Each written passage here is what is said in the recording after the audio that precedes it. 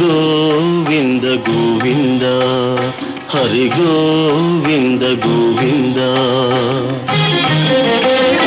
ఉత్పాతములు ఎన్నో ఉత్పత్తిల్లేను, తోక చుక్కలు ఎన్నో పుట్టుకొచ్చేను, అంతు పొంతు లేని ఆపదల దేశము అల్లకల్లోలమైపోయేను. శివ గోవింద గోవింద. హంపిలో హనుమంతుడాగ్రహమున లేచి ఆర్భాటముగ కేక వేసేను, ఆ కేకలకు జనులు అదరిపోయేరు, ఆకురాలిన ఎత్తు రాలిపోయేరు.